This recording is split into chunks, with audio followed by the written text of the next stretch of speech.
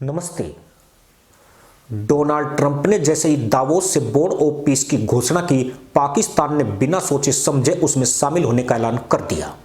यह फैसला किसी गहरी रणनीति का नतीजा नहीं था, बल्कि उस पुरानी आदत का विस्तार था जिसमें इस्लामाबाद हर उस कदम पर सिर हिलाता है जिससे वाशिंगटन खुश हो सके। पाकिस्तान के हुक्मरानों को लगा कि ट्रंप के इस पहल में शामिल होकर वे एक बार फिर अमेरिका की नजरों में खास बन जाएंगे। उन्हें शाबाशी मिलेगी और शायद कुछ इनाम भी मिलेंगे। लेकिन इसी जल्दबाजी में पाकिस्तान एक ऐसे जाल में फंस गया जिसकी कीमत अब उसे अपने देश की सड़कों पर चुकानी पड़ रही है। खास बात यह है कि शरीफ जब ट्रंप के साथ बोर्ड ऑफ पीस के मंच पर थे, उसी वक्त अमेरिका के राष्ट्रपति घोषणा कर रहे थे कि अगर हमास ने हथियार नहीं डाले तो ट्रंप हमास के परखच्चे उड़ा देंगे। गौरतलब है कि इस बोर्ड का एक सदस्य इजराइल भी है। इजराइल और पाकिस्तान की दुश्मनी का आलम यह है कि पाकिस्तान ने अब तक इजराइल को मान्यता नहीं दी है और असली खेल यहीं से शुरू होता है। पिछले कुछ वर्षों में पाकिस्तान की विदेश नीति धीरे धीरे अपनी दिशा खोती गई है। कभी वह खुद को इस्लामी दुनिया का अगुवा बताता था, तो कभी चीन के साथ आयरन ब्रदरहुड का दावा करता था। लेकिन आर्थिक बदहाली, कर्ज का बोझ और अंतर्राष्ट्रीय अलगाव ने उसे उस मोड़ पर ला खड़ा किया जहां अब फैसले इस्लामाबाद या रावलपिंडी में नहीं बल्कि वाशिंगटन की सोच को ध्यान में रखकर लिए जाने लगे हैं। ट्रंप के बोर्ड ऑफ पीस में शामिल होना इसी मानसिकता का ताजा उदाहरण है। यह बोर्ड कागजों में शांति की बात करता है, लेकिन इसकी पृष्ठभूमि पूरी तरह राजनीतिक है। गाजा युद्ध, इजराइल की कार्रवाइयां और पश्चिमी देशों का खुला समर्थन इस बोर्ड के हर फैसले की छाया में मौजूद है। ट्रंप साफ कर चुके हैं कि उनकी शांति की परिभाषा इजराइल की सुरक्षा से शुरू होती है और वहीं खत्म होती है। पाकिस्तान यह सब जानते हुए भी इस बोर्ड में कूद पड़ा, सिर्फ इसलिए कि ट्रंप नाराज न हो। यहीं से पाकिस्तान की असली मुश्किल शुरू होती है। पाकिस्तान का समाज भीतर से बेहद संवेदनशील और धार्मिक भावनाओं से जुड़ा हुआ है। गाजा और फिलिस्तीन का मुद्दा वहां सिर्फ विदेश नीति नहीं बल्कि आस्था और पहचान से जुड़ा विषय है। दशकों से पाकिस्तान की सत्ता फिलिस्तीन के नाम पर जनता को भावनात्मक रूप से जोड़ती रही है।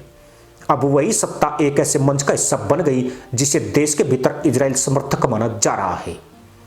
दावोस में फैसले लिए गए, लेकिन उसके असर की लहर पाकिस्तान की सड़कों तक पहुंचने में ज्यादा वक्त नहीं लगा। कराची से लेकर लाहौर तक, पेशावर से लेकर इस्लामाबाद तक विरोध के स्वर उठने लगे। कट्टरपंथी संगठनों ने सरकार पर सीधा हमला बोल दिया। उनके लिए यह सिर्फ एक राजनीतिक गलती नहीं थी, बल्कि इस्लामी उसूलों से गद्दारी थी। मस्जिदों से बयान आने लगे, सोशल मीडिया पर आग भड़कने लगी और सरकार की नीयत पर सवाल उठने लगे। पाकिस्तान की सरकार इस विरोध के लिए तैयार नहीं है। उन्हें लगा कि बोर्ड ऑफ पीस में शामिल होना एक शांत, सुरक्षित और अंतर्राष्ट्रीय कदम होगा, लेकिन उन्होंने यह नहीं सोचा कि गाजा जैसे मुद्दे पर एक गलत इशारा भी उनके लिए घरेलू विस्फोट बन सकता है। अब हालात यह है कि सरकार एक तरफ अमेरिका को नाराज नहीं करना चाहती है और दूसरी तरफ अपने देश में बढ़ते गुस्से को संभालने में नाकाम होती दिख रही है। यह पहली बार नहीं है जब पाकिस्तान की चापलूसी उसी पर भारी पड़ी हो। इतिहास गवाह है कि जब जब पाकिस्तान ने अपनी आंतरिक हकीकत को नजरअंदाज कर बाहरी ताकतों को खुश करने की कोशिश की, उसे भीतर से नुकसान झेलना पड़ा। अफगान जंग के दौर में भी पाकिस्तान ने यही किया था। तब उसे डॉलर मिले, लेकिन बदले में आतंकवाद और कट्टरपंथ देश के भीतर जड़ जमा गया। आज वही कहानी नए रूप में दोहराई जा रही है। आर्थिक हालात पहले ही पाकिस्तान की कमर तोड़ चुके हैं। महंगाई रिकॉर्ड स्तर पर है, बेरोजगारी बढ़ रही है और IMF की शर्तों ने आम आदमी की सांसें रोक दी है। ऐसे में सरकार के पास जनता को समझाने के लिए न तो नैतिक ताकत बची है और न ही आर्थिक राहत देने का साधन। जब पेट खाली होता है और आस्था पर चोट लगती है तो गुस्सा सड़कों पर उतरता ही है। कट्टरपंथी संगठनों ने इस मौके को पूरी तरह भुनाना शुरू कर दिया है। वे सरकार को अमेरिका की कठपुतली बता रहे हैं। उनके नैरेटिव में यह बात जोर पकड़ रही है कि पाकिस्तान की नीतियां अब इस्लामाबाद नहीं बल्कि वॉशिंगटन तय कर रहा है। यह नैरेटिव खतरनाक है क्योंकि यह सीधे राज्य की वैधता को चुनौती देता है। पाकिस्तान पहले ही आंतरिक सुरक्षा के मोर्चे पर कमजोर है।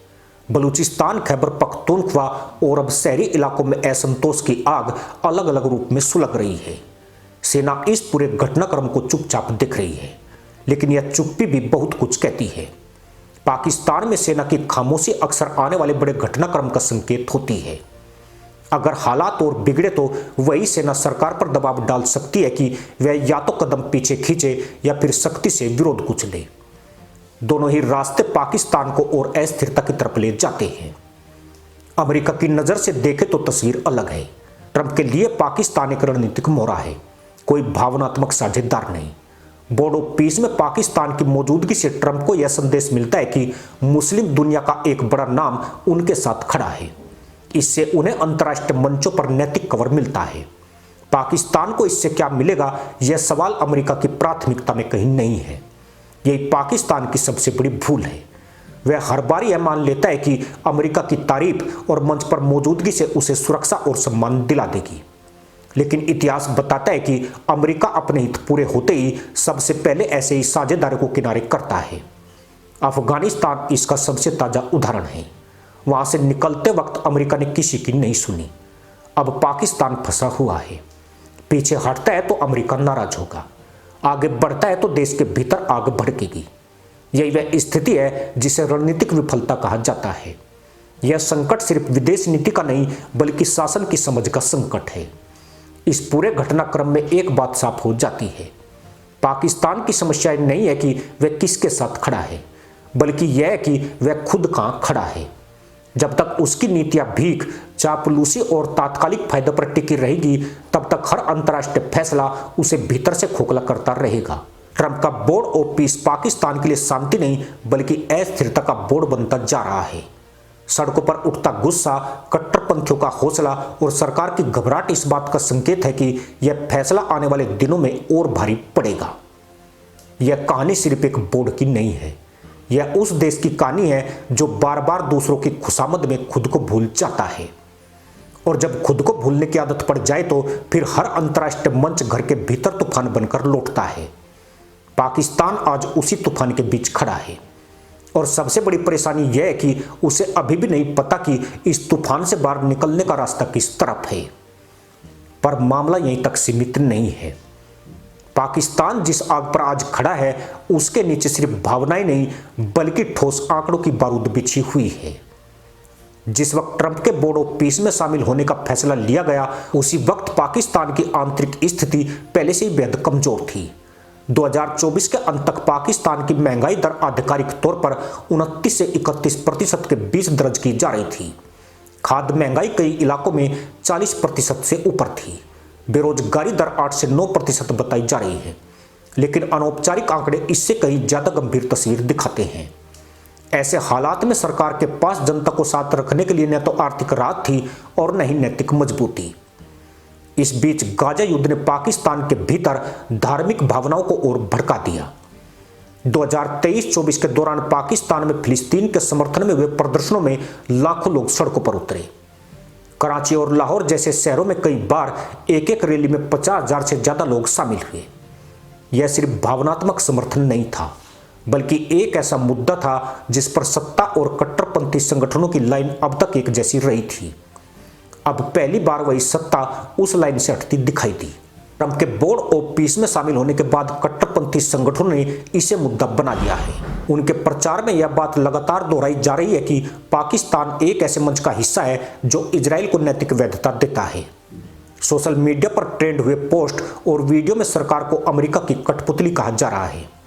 यह नैरेटिव इतना फैल रहा है कि सरकार को बयान जारी कर सफाई देनी पड़ी, लेकिन सफाई कमजोर है क्योंकि फैसला पहले ही हो चुका था। अब यहां सेना की भूमिका के आंकड़े भी अहम हो जाते हैं। पाकिस्तान में पिछले 2 दशकों में जब बड़े पैमाने पर धार्मिक या राजनीतिक असंतोष बढ़ा, सेना ने किसी न किसी रूप में हस्तक्षेप किया। 2007 की लाल मस्जिद घटना हो या 2014 का पीटीआई धरना, हर बार सेना निर्णायक भूमिका में दिखी। आज की स्थिति उससे भी ज्यादा जटिल है क्योंकि विरोध सिर्फ सरकार के खिलाफ नहीं बल्कि उसकी विदेश नीति के खिलाफ है। सेना के लिए यह मामला 2 धारी तलवार बन चुका है। अगर वह सरकार के साथ खुलकर खड़ी होती है तो कट्टरपंथी उसे भी निशाने पर ले सकते हैं। अगर दूरी बनाती है तो सरकार और कमजोर हो जाती है। अमेरिका इस पूरे घटनाक्रम को बहुत ठंडे दिमाग से देख रहा है। आंकड़े बताते हैं कि पिछले 5 वर्षों में पाकिस्तान को अमेरिका से सीधी आर्थिक मदद लगभग 60% तक घट चुकी है। सैन्य सहायता तो लगभग नाम मात्र रह गई है। अमेरिका अब पाकिस्तान को मदद देने की बजाय उससे रणनीतिक काम निकलवाने पर ज्यादा ध्यान दे रहा है। ट्रंप का बोर्ड ऑफ पीस इसी रणनीति का हिस्सा है। इससे अमेरिका को यह दिखाने में मदद मिलती है कि मुस्लिम दुनिया का एक देश उसके शांति प्रयासों में साथ है, चाहे उस शांति की परिभाषा कितनी भी विवादास्पद क्यों ना हो। पाकिस्तान के लिए असली समस्या यह है कि उसे बदले में कुछ ठोस नहीं मिल रहा। IMF के आंकड़ों के मुताबिक पाकिस्तान पर कुल विदेशी कर्ज 130 अरब डॉलर से ज्यादा हो चुका है। इसमें अमेरिका की सीधी भूमिका सीमित है, लेकिन वाशिंगटन की सहमति के बिना IMF से राहत संभव नहीं। यही वजह है कि पाकिस्तान बार बार ऐसे फैसले करता है जो उसे अमेरिका के करीब दिखाए, लेकिन हर बार इसकी कीमत उसे देश के भीतर चुकानी पड़ती है। इसी के साथ अनुमति दोस्तों, जय हिंद, वंदे मातरम।